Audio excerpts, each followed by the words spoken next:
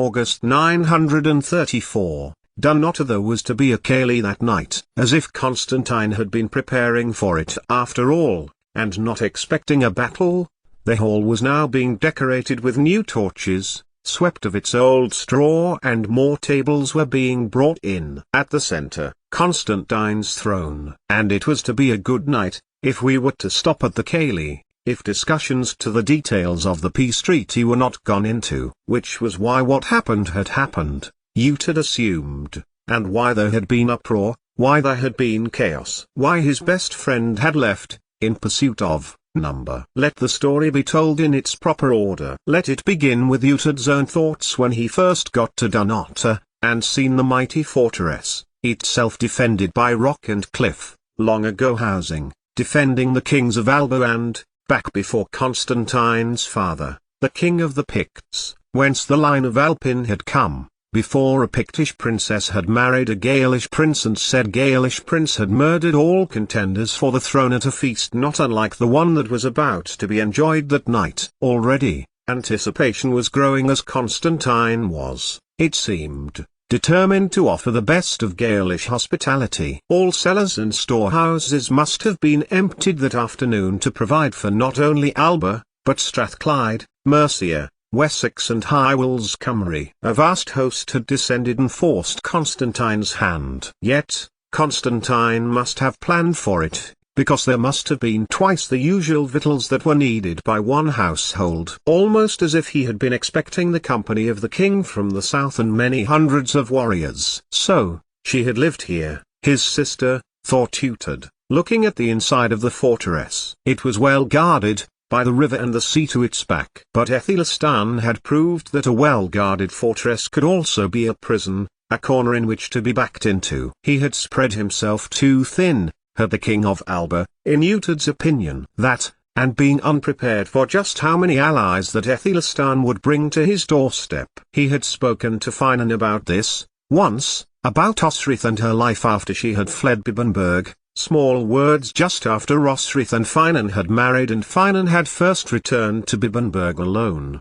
His friend had said Osrith would have been at Dunnottar first, when Ivar had made an ill-fated attempt on the fortress. Just after the Battle of Ethandun, where you fought Guthrum. You make it sound like I did this alone, Utad told Finan. They had been looking north, at the ships that always were on the horizon, waiting for Aethelstan, who was to come into Dunnottar fortress for the feast, to enjoy Constantine's hospitality. Finan had been teaching Utad how to recognize Alba ships as they appeared beyond Lindisfarne. Utad could not make out what Finan was saying at such a distance. Finan's I-8 had always been excellent.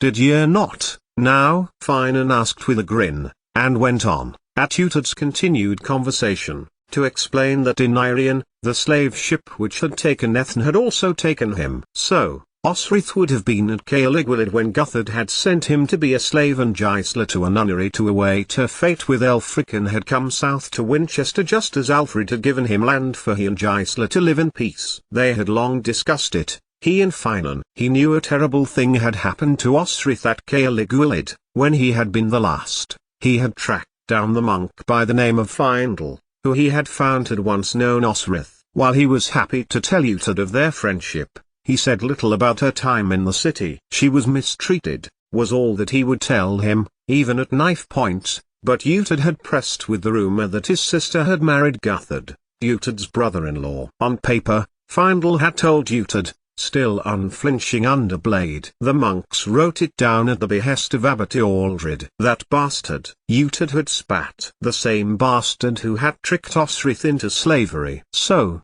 on paper, she is the ruler of Caligulid. On paper, Findle had agreed. But she has not been here to claim it. And, as ward to Constantine, I am her brother. Utad had snapped. She may have grown in Alba, but my right as an ealdorman means I get a say over my sister. Except, Findle told him, astutely, she married Sainidui Alpin, and now she has married your warrior. Findle glanced back at Finan, who I know to be prince, and claim king to Alaid, in the north of Irian, who was married to your sister by the authority of King Constantine of Alba, not Northumbria, not Caligulid, not Aethelstan's England. Only a court could preside over such things, and under whose rule would this court sit? Mine, of course. Except Constantine would say different. Alba follows Gaelish law, ancient Pictish law, which he refined shortly after his reign began, to bind the kingdoms together under the church. All Alba are bound in heart, bound in head to the land,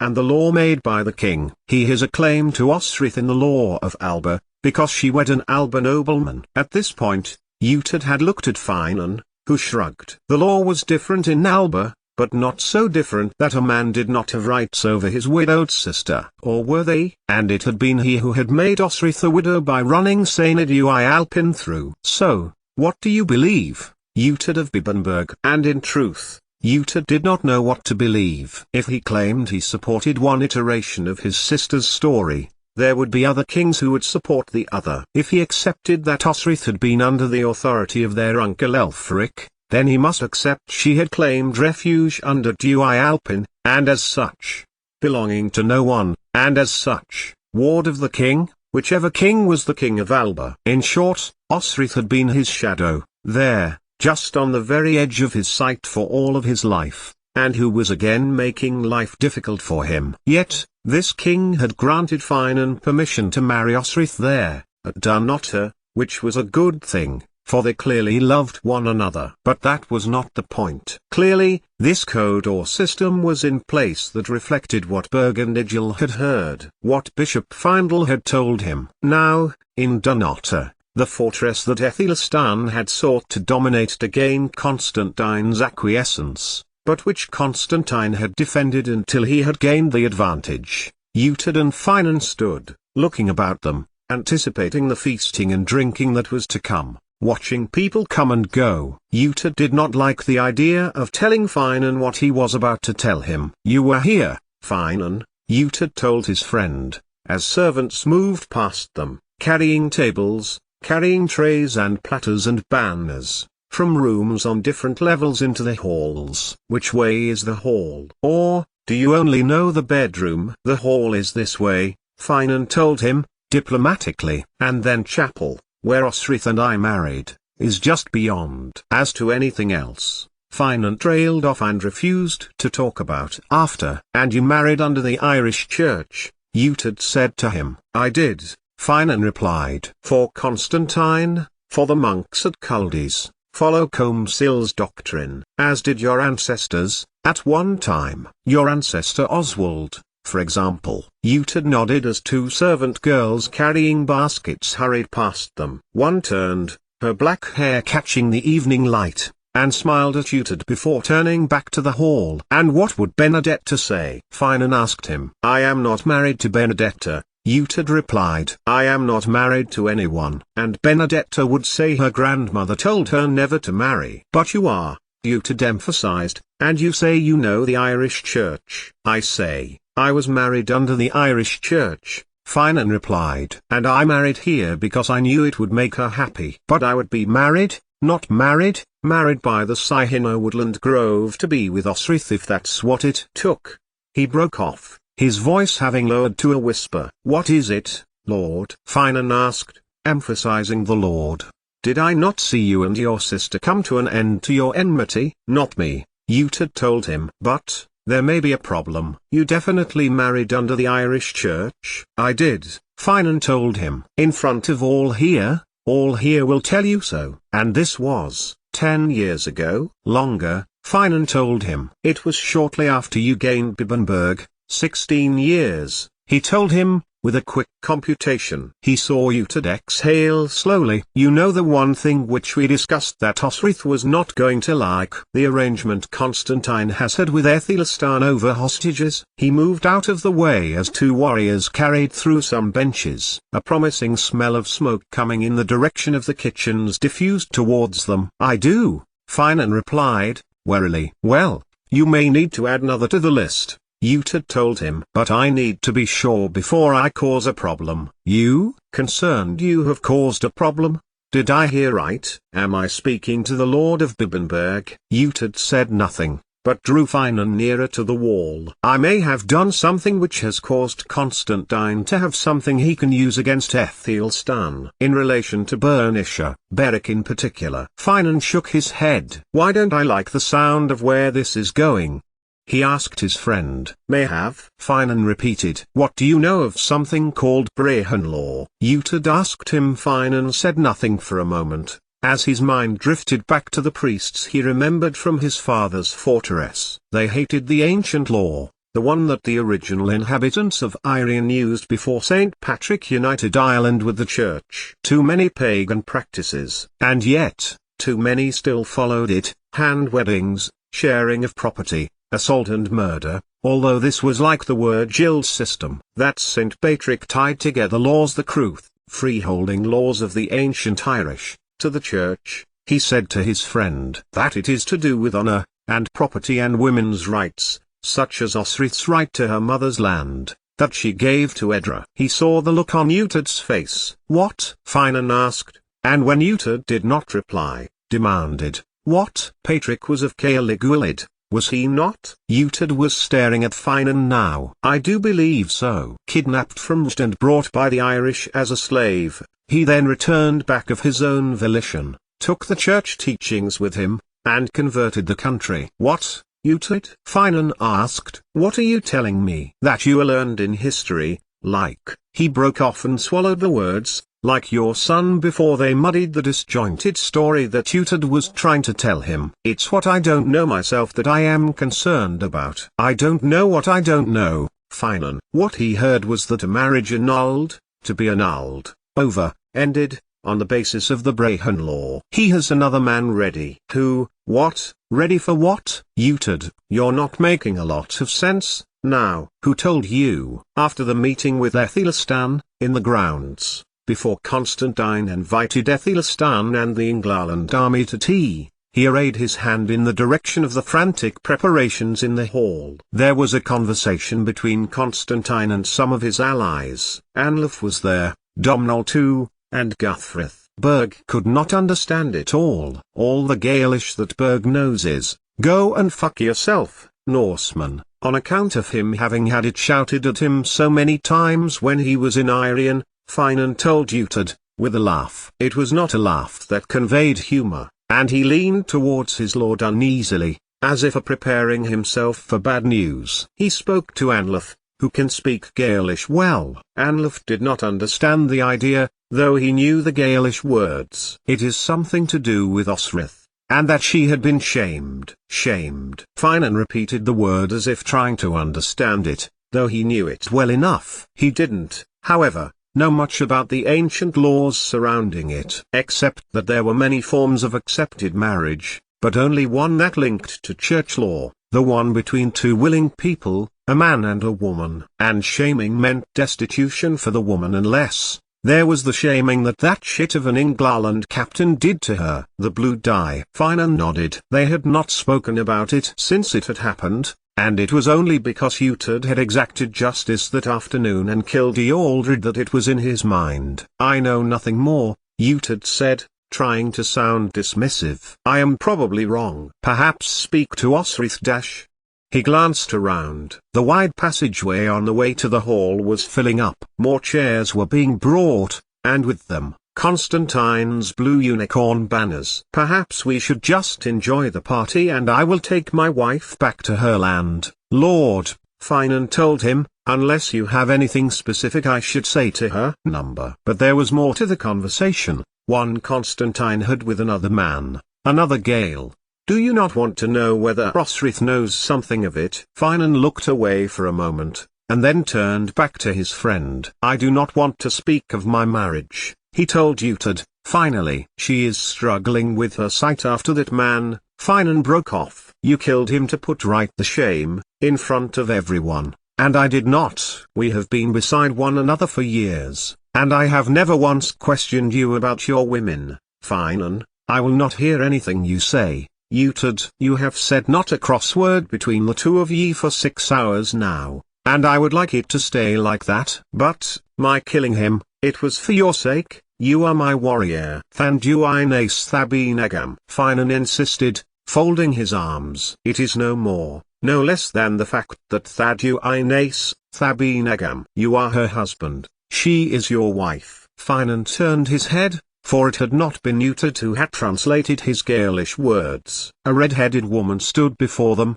and looked between Finan and Utad. Finan bowed his head to Edra. You are more beautiful than the last time I saw ye, he said to Osrith's adopted daughter. Which was how long ago? When you said those words to her, Edra said to Finan, when you married. Where is she? Along with young Finan, Utad told her, and watched as the Iru incarnate in her daughter smiled brightly to him, and then turned back to Finan. Speak to Methair about what? Her leaving? She wants to go as soon as she can. Tonight, she spoke of. Finan and Utad exchanged a glance. But neither could say anything, for Utad, fresh from the stables, crossed the flagstones to her brother. What? Asked Osrith, looking to her husband. It was true, she wasn't entirely well dressed for an evening of merrymaking. Just how much I love ye, I was thinking, Finan said to her, in English. But immediately as he took her in his arms and kissed Osrith with a kiss that she would never forget, then Edra was ready to speak to her. Osrith stepped back, thinking how different it felt, knowing her brother was there, supporting her now, not trying to attack her at every turn. Mater, Domhnall tells me you are leaving. She shook her head at Osrith's appearance and looked her up and down as their roles reversed. Have you been in the stables? We have servants for that. Stable hands, and so on. Edru put a hand on each of Osrith's shoulders. Utad gave Finan a swift glance. I will be, Osrith told her. I will stay while I hear young Finan. He is away with Egil practicing for this evening's entertainment, with Malcolm and Maldub and Laceren, the horses young Utad's, she added, nodding to Utad. He came with a rearguard of mercenaries. I'll kill him. Utad spat. I told him to remain at Bibbenberg, with Benedetta. She is here too, Osrith told him, and stopped, the laugh coming from her mouth when she saw Utad's expression. Then who is holding Bibbenberg? Utad demanded. That is all I know, Osrith replied, and, not wanting to get into a second-hand argument. And I heard you kept the children entertained and everyone's spirits up, storytelling and the like. This she asked to Edra. Thank you, Mater, Edra said to Osrith, but I am nothing compared to Ildu, to young Finan. And swiftly, as if to cover that she nearly said the name of Constantine's firstborn, added, did you know Caer Elaine is here too? She came with King Gibleton and Anlaf. They stopped the attack, so I understand. Which attack? Osrith asked. That of the enemy, of course,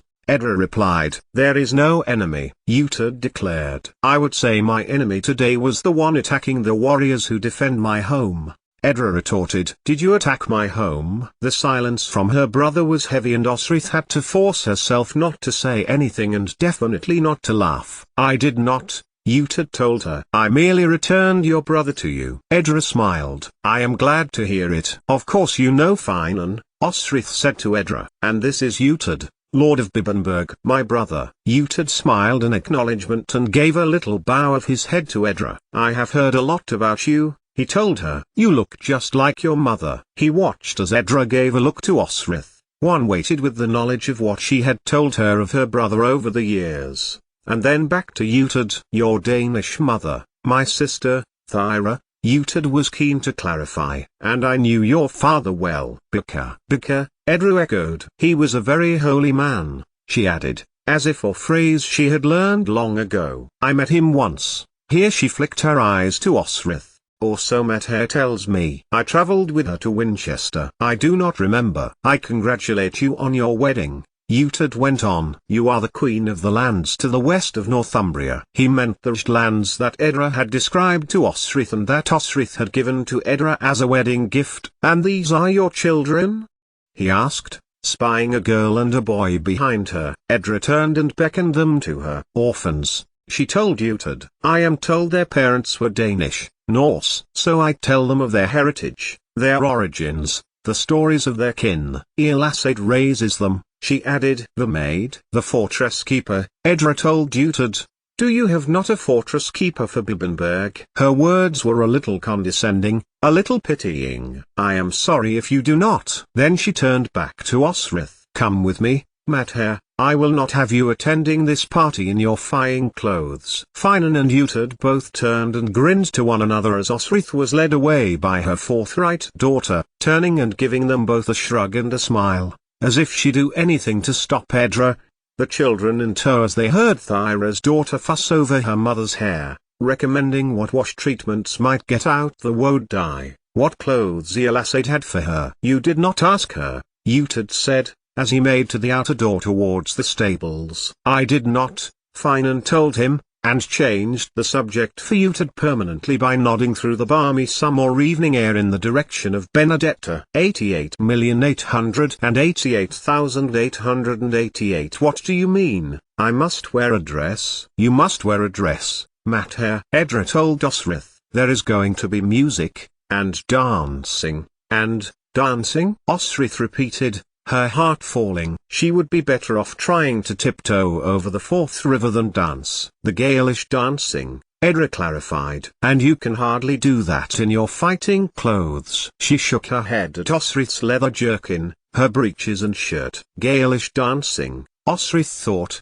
her mind falling to Dund, and the celebrations that comprised Domhnall's coronation. She had fucked Constantine that night, in the high-up stable, ridden herself down onto him, as he caught her breasts in his hand and hung onto her nipples, doing as he wanted, and what Constantine had wanted had been effective enough to give Osrith her first orgasm in company. And after, when young Finan goes south, he can teach it. The music, that is, Edra told her. South. With her, on with Finan back to Bibbenberg. That young Uhtred had come, and had immediately greeted her son, suggested the latter. She looked dolefully at the two options, the only two options, that she had done otter, and she wanted neither. What Osrith wanted was to ride south as quickly as possible to speak to Caltigar, to Mund. News had come from Eswi, who had ridden up and arrived just after young Uhtred and Benedetta, that Beric men had raided south and, if it were true, was shocking to Osrith. Not just from the terror they would have inflicted on neighboring villagers and thereby inviting those replying in kind, but that south was Northumbria, claimed by Aethelstan, which put Osrith directly against the king. No one will miss me, Edra, Osrith told her daughter, pushing away the garments in her daughter's hand. I must go to my land. No one, Edra repeated. I am no one. Osrith stopped, and turned to her daughter, listening as she added, what is one night? You cannot so easily ride in the dark, especially with your eyes. Stay, please. For me? For young Finan? For Constantine? Osrith relented. What was one evening when in the morning she could go, refreshed, and figure out what was going on in Berwick? Beating the Englaland army back would also be a plus, and she would be back if Aethelstan chose the Great North Road to return back to Ofoik, or Mercia, or Winchester. Is the King of the Islands really here? Osrith asked Edra, as she handed Osrith the first dress. It was the one which Elisade had made for her to marry Sainid. Osrith looked over its beautiful linen fibers. Sainid brought it back to Elisade the morning after you had married, Edra told her. Although you once found it on the stable floor. It didn't absorb too much horse shit, Osrith retorted, wryly. Mother, Edra exclaimed. And no, it is as beautiful as when you married him. She glanced out of the tower window. Although, had he not been killed, you could not have married Finan. I do not wish to talk about it, Osrith told her daughter. I loved Sainid, and he died fighting against Uhtred, for Alba, and Ethelelm. She shook her head. And I never went back to find him, to bring his body back. It was a battlefield. You know. Osrith told her daughter. I did not go back. She repeated. What sort of a wife was I? One who would heed him, for Sainid, I am sure, would not have wanted you to go back. He would have gone out to sea with the tide. A breeze, noticeable by its presence in the backdrop of the still, sultry August evening, whistled past the window. Burn it, Osrith told her. Throw it into the fire, or give it to someone who may want it. I can never see it again. Her vehemence was enough to stop Edra from arguing. Let it be so. She called from the window to the Morrigan who had, no doubt, sent the wind. She leaned out of the window. Let him be at peace, and tell him I am sorry. I will care for his land to my last breath. When Osrith finally turned to her daughter, her distress was replaced with a smile. She looked upon Edra and at the other dress in her hand. Rich and opulent, it had an overlay of silk, and must have cost a lot of money. It reminded Osrith of the wedding dress that Malmuir had worn when she had married Flancina at Dara. It was traded up from some faraway place and Athair bought it for me, Edra told her. No matter what Elasade did, she could not get the fitting. It is more your shape than mine, she added, nodding to the straightness of the bodice, the flat hips, the length of the skirt. Then I will wear it, for it will make a fine dancing dress, Osrith told Edra. For you, she added. And mind you leave Bué and tagged Sikhs here, Edra told her. Where are they? In the armory, Osrith told her. And that was all she was about to tell her daughter, rather than the real reason she was mucky after being in the stables and chanced upon young Uhtred and Benedetta riding together in front of the fortress. Her horse was saddled and her weapons stowed, and the horse had been disguised at the back of the stables, with hopefully little chance of being noticed in the celebrations that night. For Osrith was going just as soon as she was able, to be first back to Berwick, to reinforce her land, and make sure both kings knew that Sainid's land was neither Constantine's nor Ethelistan's, neither Alba nor Englaland. Though I am sure if I could wear what I am comfortable in, I would be happier. Angus will have something for me. Edra began to narrow her eyes, ready to insist, but a knock came to the door. Before either Osrith or Edra could call out to ask who it was, Domhnall's voice came through the door. Are ye ready, Osrit? Only, Constantine is to come up. Thought I should give ye fair warning. Come in, Domhnall, Edra called back, slightly exasperation in her tone. And tell Mathair she is not to go to the feast in her breeches and jerkin. Tell her. She broke off as the door opened. Domhnall strode in and nodded to Edra. This one, Edra insisted, holding on to Osrith's wedding dress from her marriage to Sainid. Domhnall nodded to it. It is the one Constantine wishes you to wear. I will not, Osrith told him, and even when Domhnall had taken her by the hand and led her over to Edra. Will you wear it? Domhnall asked her again. How can I wear it? I wed a Sainid in it, she told him. Do you not have the dress in which you married the Alade bastard? Domhnall grinned. Osrith shook her head. It went for clothes, to the poor, she told him. There was a trade shortage. There's this, Edra told him, and held up the blue one. Osrith, who had only just acquiesced for her daughter's sake, folded her arms in defiance. Speak to her, Domhnall, Edra exclaimed, throwing up her hands. She needs to be dressed in a dress. Edra emphasized the word, dress, for when Athair comes to lead her to the feast. She thrust the blue dress into his hands, and gave Osrith an exasperated look. I will see where Elasade is with the hot water. She strode out of the tower room and through the door behind her. I am going to Berwick, Osrith told him, her arms still folded. And I'm not disputing that, Domhnall replied, except that Constantine has called the Cayley, and wishes you to step in with him. He looked at the dress. And this isn't so bad. You wear it then, Osrith told him, hotly, and I'll wear your clothes. You seem to have put on your best. They are, Domhnall nodded, and pushed the dress to Osrith. One evening. You have to admit the King of Alba has outsmarted the upstart from the south. He has, Osrith told Domhnall. And it is usually me defending him, not you. She glanced to the window. It might be a bit of a challenge, but Osrith reckoned she could get to the stable roof from the tower room. And you can be beside your husband, he added. He is a Gale, who is, from his very vows, bound to Constantine. When Osrith would be standing at the top of the tower back in Berwick, watching Alba and Englaland soldiers pass up and down the Great North Road, notably giving her lands a wide berth, she would wonder her words to Domhnall then, and how it was Constantine's interpretation of everything was so much at odds with what she had believed. At what point had Constantine begun to take Finan's actions against the law? At what point had Osrith's words been used against her? Finan? Osrith then said to Domhnall, he will do as he always does. He will go with Uhtred. A strange look passed over Domhnall's face for a moment, and then he nodded. The blue dress, then, if not Sainid's dress, he commented. The blue dress, then, Osrith repeated, throwing her hands to her jerkin and pulling it off, pulling at her boots and throwing them onto the floor. "All right, if you insist," she added, and pulled off her overshirt. "Osrit," Domnall protested as Osrith got down to her breeches and shirt, but he did not look away as she stood naked before him. "Then leave," Osrith told him, harshly. "It's not as if you've never seen me naked before." Half of Inglaland, and Beric, and Alba did. She grabbed for the dress from Domnall's unresisting fingers, noticing that he did not look away from her body. But then, he was her friend, he had seen her naked before, and there was no attraction from either of them, which is why Osrith had done it, she supposed. "I'll wear the blue dress," she went on, the sudden anger in her chest dissipating as quickly as it had arisen. "It'll go with my blue body." And she watched him watch her pull her breeches and undershirt back on. "Can you help me, then?" she added, pulling at the lacings on the back of it before shaking the dress open and stepping into it. "Come on, get this thing on me, and I can play my part."